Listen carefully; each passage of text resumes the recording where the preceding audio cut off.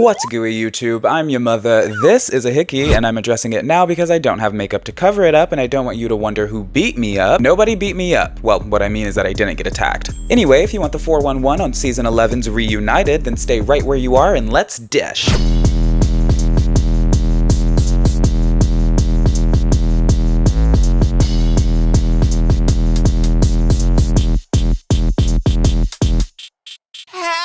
First of all, it's important that we talk about the way everyone looks because everybody looks Stunisha Jackson. Akira C. Davenport is a vision in blue, Raja O'Hara is a vision in purple and is missing a nail, Evie Oddly looks perfect and she didn't have to glue on a wig, Sugar Cane took a piece from the Raja O'Hara collection, Brooklyn Heights looks great and just like 80s pop star Phyllis Hyman, this is the best Honey has ever looked on the show, Silky in this majorette fantasy is the cutest thing in the world, and Ariel Versace is finally in a look that matches her dumbass wigs. Kahana Montrese technically looks good, but I hate everything about her hair, makeup, and the costume. She looks like a sparkly disease. Then we have Plastique, who's serving Asian pride. Michelle would be so proud. I don't want you to fall on a crutch because I feel like you're more than just being an Asian stereotype. The Green Goddess Scarlet Envy looks amazing. Dare I say the best out of the whole cast. However, there is a huge chunk of wig that is not glued down, and I'm thinking that she has to be able to fill a draft over her wig cap from the wig that's basically orbiting around her head. Mercedes looks beautiful. Nina West also looks beautiful. And the tea y'all don't want to sip is that without Brooklyn Heights, Nina West was the fashion queen of season 11. She looks amazing. Soju looks great and Vanessa Vanjie Mateo also looks great, and now we can finally get this roast to cooking and talk about the reunion. You look a lot different. Rupaul tries to ask Vanjie if she's had any plastic surgery, and Vanjie says, I ain't with Dr. Gizmo. I wonder if Dr. Gizmo knows Dr. Zizmore. Now you can have beautiful, clear skin. I'm Dr. Zizmore and I can help you look your best. Rupaul then looks Vanjie straight in the face and says, how did it feel when I crushed your dreams for the second time? Vanjie says it was embarrassing. It was embarrassing. Like I felt, really? You did so well. Yeah, bitch, that's why it was embarrassing. Really? They start talking about Vanjie's silhouette, a word I will never spell correctly the first time, and the girls start telling what they think. And Sugar, you had some opinions on her silhouette. Sugar Cane, misbuilt like a stack of napkins herself, talking about somebody else's silhouette is crazy when she's shaped like a roll of paper towels. I know I was working really hard to try and take their critiques, and so it did become frustrating. No, Mama, what became frustrating was you being outbodied by Nina West on the runway. Big Mama herself gave us the hourglass, while Sugar Cane gave us the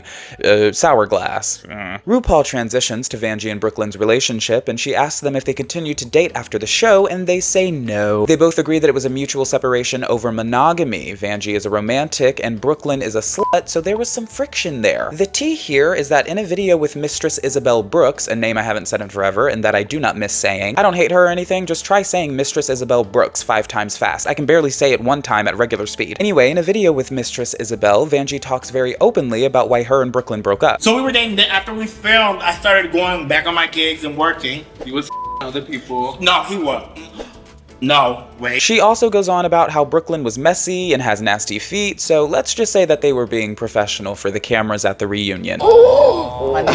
Then we get to talk about the CEO of the color purple, Raja O'Hara, and how she called Evie an ugly piece of shit in the confessionals. You know, I felt like that was just like light reads. I disagree with you, girl. I'm sorry. I just don't think that was the right response in the moment. Evie fucking Oddly saying, I don't think that was the right response in the moment, is the most ironic thing that has ever happened on this fucking show, ever. I'm not gonna take the time to explain why, because at this point y'all should know, but whoops, I love to hate this bitch, so I'm gonna explain it anyway. We've already established that throughout the season, it was Evie that started almost every argument, disagreement, or fight. And it was so painful to have to go back home and watch you call me ugly. Evelyn was the villain of the season, fighting with someone almost every single episode, but coming back to the reunion, she wanted to play a new character, the victim. Evelyn started the arguments with Raja, then comes to the reunion to whine about how Raja said slightly shady things about her in the confessionals. Well, I will apologize that you feel some type of way. I don't think that's an apology. That's some bullshit. You said some hurtful Raja tries to apologize, then gets cut off by Scarlet Envy, who has absolutely no reason to be talking. And Scarlet's interruption gives Evelyn the opportunity to prolong the interruption, leaving Raja to ask if she can finish her fucking apology. Well, can I finish what I was saying? Raja then gave a full apology, which I thought was completely undeserved. I couldn't imagine being on TV, having an ugly bitch from Denver run her mouth about my drag, and then having to apologize to said ugly bitch at the reunion. The way that Raja apologized to Evie when Evie was in the wrong, the same way that Vanjie apologized to Evie when Evie was in the wrong, it feels like a psyop. It feels like a social fucking experiment, and I have to stop talking about it or I will crack. To clear the air, I did not instigate that situation. But watching it back, You instigated every single problem that I had. Ooh, bitch, this is good. This is good. So a storyline that I did not cover during my reviews is, oh God. You're about to watch me lose my mind. It doesn't make any fucking noise until I start fucking speaking. Go away. So a storyline I did not cover during the reviews is Plastique being an alleged liar. Plastique says that Akira instigated all of that, and Akira said she didn't instigate nothing. But there was this issue in Untucked where Raja came for Plastique because of something that Akira told Raja about Plastique. Akira says, I never went to Raja and said, hey girl, I am going to slit my Many hours later. Jesus fucking Christ. And I'm sure they're gonna be there all fucking day. So I'm just gonna have to deal with it. You know how I'm gonna deal with it? A knife, just beeping, just making noise. They already make they make enough fucking noise just being on, and then they have to make more noise just when they back up. It's ridiculous. Like no one on the road can fucking see. You have the whole fucking road closed so you can do the construction. Why do you need to beep to let everybody know that the whole road is closed? They can see the road closed signs because they can't drive down here because the road is closed. Heated beyond belief. When the fuck are you gonna go on your lunch break or explode? That would also work. Who is running the city? Ugh. Oh my God, this is outrageous. Absolutely outrageous. Absolutely outrageous. Just to make a fucking sidewalk. How long does it take to pour a fucking sidewalk, you lazy pieces of garbage? God. If God loves me, he will give me a brain aneurysm right now. Sorry if you hear sounds of construction going on. They're pouring a sidewalk, which apparently takes all of the resources in the city of Chicago. Akira says, I never went to Raja and said, hey girl, Plastique's boyfriend just said X, Y, and Z. Then they show footage of her doing exactly that very thing. Go ahead, just talk about how She walks right up to Raja, who's standing across the room with headphones in to tell her that Plastique is a liar. if you look at the also All on right, the all thing, right. We got it. We're gonna wrap this up. Rupaul then moves on to talking about Evelyn and Silky's multiple fights, and Evie says, quote, the harshest criticisms I had to give were when people were being resistant to growing, and first of all, had to give? Nobody ever fucking asked Evie for her opinion, and actually people asked her several times to stop giving her unsolicited opinion, and she just kept doing it. So if by had to give, she meant I'm a compulsive, unstable, psychotic individual, then I agree with her 100%. All the girls start going on about how all of Evie's opinions were unasked for, and then Rupaul interrupts the cast to defend Evie. Well, what she's saying is that the emperor's not wearing any clothes, and she couldn't stand the delusion. Now remember, at this time, we did not know the winner, but Rupaul interrupting the cast to say basically, stop yelling at my favorite, pretty much sealed the deal. Rupaul loves having a favorite, but what she loves even more is when everybody hates that favorite. Georges would have won All-Stars 10, but she was just too likable. Then Rupaul says to Evie, was the most hurtful thing when Silky said you should go home because of your illness? That was Evie gets to have another victim moment, talking about how Silky said she should go home because she sprung her ankle, even though Silky quickly reveals that she didn't know about Evie's condition when she said that. And does that make what Silky said any less ableist? Yes, because she didn't fucking know. And even when we thought that she did know, okay. My whole earring just fell out. What the f is happening? God does not want me to make this video, but for some reason, he won't strike me down. Girl, if you're gonna force me to be born without asking for my consent, and then not even give me the option to just magically disappear, you're gonna make me do it? That's ridiculous. And I won't. I will not give God the satisfaction of killing myself. I think that's the most, out of all of the crazy things I've said on this channel, I think that might be the craziest. Something that lightens the mood a little bit is Brooklyn talking about how much she hates Scarlet Envy. Apparently Brooklyn at a viewing party said that the entire cast hated Scarlet. Is that what was said? Brooklyn stares Scarlet down and says, in all truth, I wasn't sad to see you go when you went because I didn't care for you too much. This was so funny and so interesting because was the viewing party Roscoe's? And if it was, why haven't I seen it? And if somebody has the link, can you send it to me? Hold on, everybody. I left Akira. Please wait, hold on. No, you didn't leave Hold Akira on. in that Y'all, Instagram. y'all, hold on. They talk about the wig snatching, and we get this iconic moment from Raja where Rupaul asks her if she took any of Ariel's wigs, and Raja says, there was one of her wigs that made it into my suitcase. Then Raja pulls out the wig and throws it across the stage. Raja O'Hara is and will forever be an icon. Opulence. The rest. They talk about the opulence thing, and I won't give my TED talk again about how it was never funny. Rupaul then inquires about how Kahana feels about the whole opulence thing because she was technically there. the thing that like hurt the most was when you posted our lip sync work bitch right before the show, and you said, Shantae, you stay. And to me, that was just like, you just didn't care. You didn't really acknowledge like my feelings in that.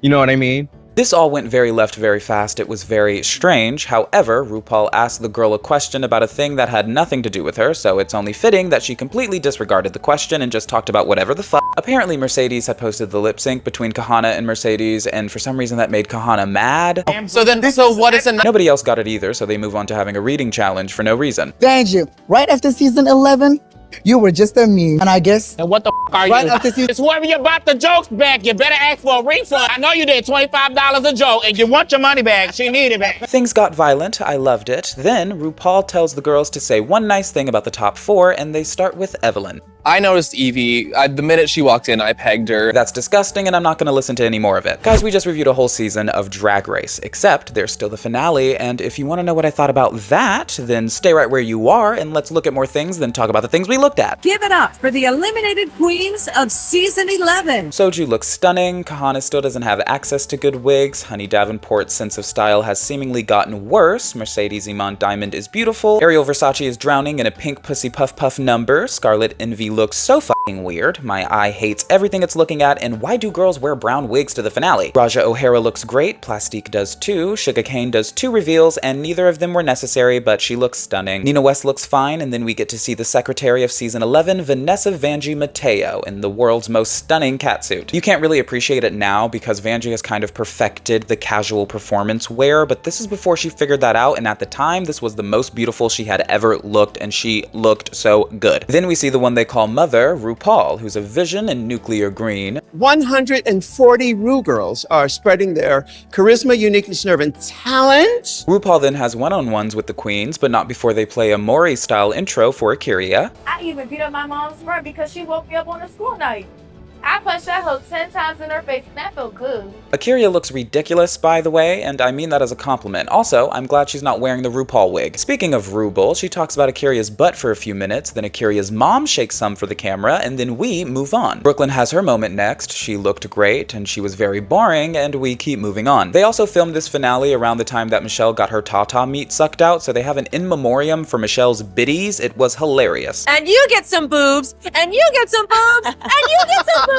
Then Silky is up for her desaturated intro. chicken wings, collard greens? She comes out in the hairspray roach dress, then rips it off to reveal yet another ready to do so, because what is she? She's ready to do so. The talk was uneventful, but when they wrap it up, first of all, RuPaul walks off with Silky like Dr. Phil walks off with Robin. Then Christine and the Queens comes out and sings a cover of Sissy That Walk while girls from random seasons come out. It was kinda crazy. Also, can someone please tell me who this lady in the blue is? I have rewatched this several times, and I know I have never seen this woman a day in my life. Evelyn goes last, and this dress is gorgeous. The wig is cool because it's not hair, and I've said too many nice things about this bitch. Moving on. Oh, pit crew! And now we get to talk about the lip syncs. First up is the Dr. Reverend Silky Nutmeg Ganache and Brooklyn Heights, and they lip sync to Bootylicious by Destiny's Child. In the first 3 seconds, Silky does a reveal from an ugly outfit to an even worse outfit, and a wig reveal from one dry wig to a wig that's begging to be taken out back and shot. Brooklyn does a foot reveal for all you freaky foot fuckers out there, then Silky does a second outfit and wig reveal, both trash, but I'll say, the ripping of the wigs apart down the middle, then using the wigs as pom-poms was very cutty. I just wish the wig wasn't begging to be ripped off the whole time. There was a part where they just roll around on the ground for a little bit, which was fun, and overall, this lip sync was great. I enjoyed everything everybody did, just not everything everybody was wearing. Brooklyn Heights, Shantae, you step. Next up, Akiria C. Davenport and Evelyn Domestic Terrorist Oddly. They lip sync to SOS by Rihanna. For the ground!